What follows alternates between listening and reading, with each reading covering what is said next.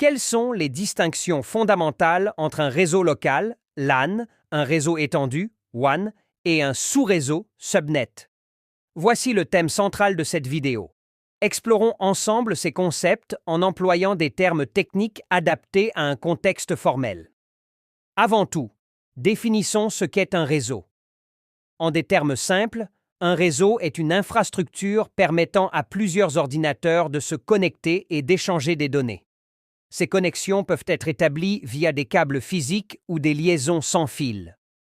Une approche courante pour interconnecter des dispositifs implique l'utilisation d'un commutateur réseau, ou switch, qui agit comme un point de connexion central. Ce dernier dispose de multiples ports permettant à plusieurs terminaux de communiquer et, par conséquent, de constituer un réseau. Lorsqu'un réseau est restreint à une zone locale, comme par exemple l'intérieur d'un bâtiment, il est désigné sous le nom de LAN, Local Area Network. Ce type de réseau est privé et, généralement, utilisé dans les environnements résidentiels, d'entreprise ou organisationnels. À ce stade, les dispositifs connectés au sein du LAN peuvent uniquement interagir entre eux. Cependant, lorsque ces mêmes dispositifs désirent se connecter à un réseau externe comme Internet, il est nécessaire d'implémenter une passerelle, gateway. Cette passerelle, souvent une combinaison de modems et de routeurs, agit comme point d'interconnexion entre le LAN local et un réseau étendu. Grâce à cette infrastructure, les dispositifs du LAN peuvent accéder au WAN, Wide Area Network.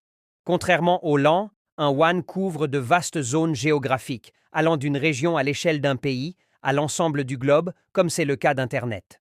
Il est courant pour les entreprises, en raison de leurs besoins organisationnels, de structurer leur réseau local en différents sous-réseaux ou subnets.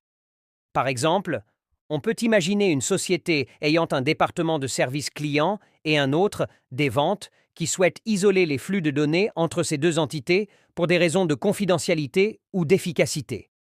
À cette fin, la segmentation s'effectue grâce à des sous-réseaux, qui sont en fait des divisions logiques du réseau principal.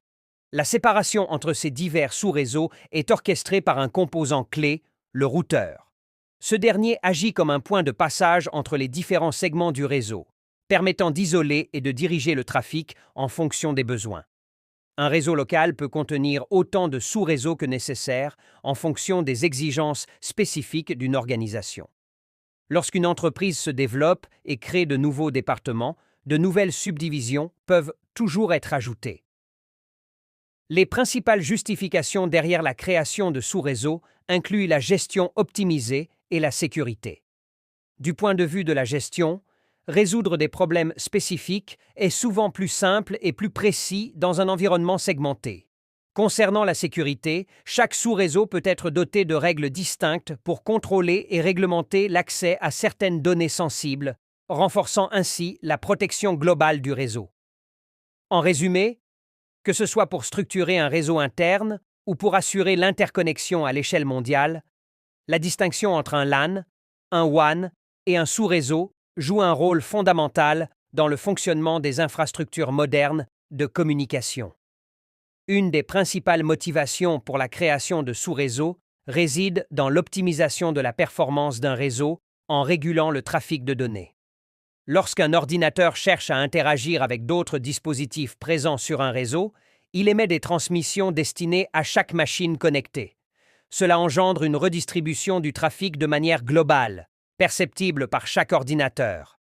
Cependant, en segmentant un réseau en sous-réseaux plus compacts, par le processus appelé subnetting, les transmissions ne sont désormais reçues que par les dispositifs appartenant au même sous-réseau. Cette méthodologie permet de réduire significativement le volume du trafic de transmission et d'accroître l'efficacité globale des communications réseau. Pour récapituler, l'Internet, avec son ensemble d'ordinateurs, de serveurs et de routeurs, constitue un exemple typique de réseau étendu, WAN. Au sein de ce WAN existent des réseaux privés qui opèrent au sein des organisations, entreprises et domiciles. Ces réseaux sont souvent subdivisés en sous-réseaux, ce qui correspond à une division logique des grands réseaux en entités plus petites. Merci de votre intérêt pour cette vidéo succincte sur les réseaux, les WAN et les sous-réseaux. N'hésitez pas à vous abonner à notre chaîne et nous nous retrouverons très prochainement dans une nouvelle vidéo.